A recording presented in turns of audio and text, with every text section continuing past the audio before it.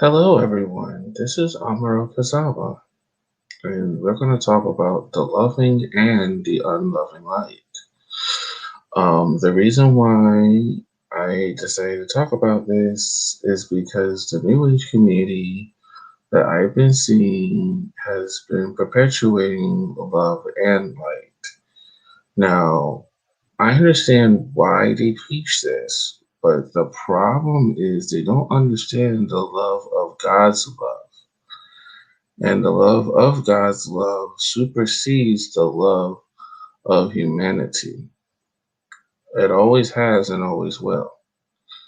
And the reason why it is because the way humans look at love is more romanticized. It is not based on the logic of community, cooperation, and appreciation with respect. That's the love of God standard that everybody should understand by now. But the reason why this love has not been practiced is because we let a lot of unloving people rule us. And that's why I also created this video to talk about the unloving and the loving light. The difference between the two is very simple. Anything that is unloving is quote unquote evil because it rears the ugly head in a way where it can be desecrative and abusive. And it becomes abusive because it forces its energy of control upon you without you wanting it. Okay. Um, and the main problem with that is it creates a person to feel small. Now, I understand why people feel small when they do certain things, but at the same time, when your light is unloving, it means you have a lot of denial of God and consciousness and of God's will in the connection of free will within you and around you. Okay.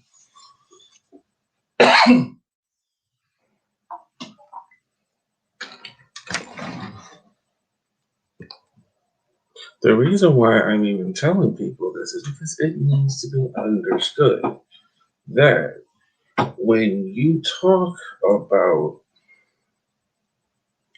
love and light, what people need to understand is light comes in many colors and kinds, which means it shows the frequency of truth that is needed to show. And it's shown in a way where people are so either connected or disconnected to the energy depending on how a lot of people view it. Now, I understand a lot of people are going to look at me stupid. Like, uh, light, there's only one form of light, and that light is love, and that light is truth. I said, no. The reason why you need to use your adjectives is because not all light is good. Because there's also a form of unloving light, which is fucked up, which is the kind of light that focuses on creating false will from free will, which is where sin comes from. It's the free will to create false and lost will in a way that opposes the will that is true and loving of God. Okay? This is why I say there is a difference between the loving light and the unloving light because you can't just say, oh my goodness, there's only light and light is truth. I said light can only help you see truth if the truth rides in the wave and frequency that it functions on. So when it comes to the loving light, the loving light is using the love of God, which is true accepting love of your fellow man and your fellow being and your sacred being, not just your sacred energy, but your sacred being, your whole being, and the being of your neighbor. The problem is we love to cherry pick on certain things that are ungodly. And we can't do that because in reality, if everything is created from God, and I mean everything, there's even things that are of God that are also evil because the ego of Him also is creating the unlovingness too.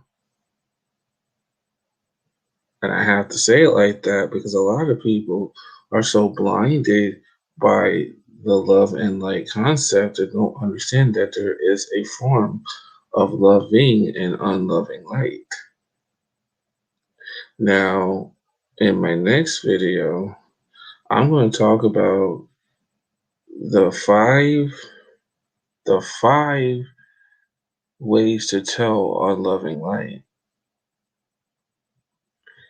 and loving light. Thank you.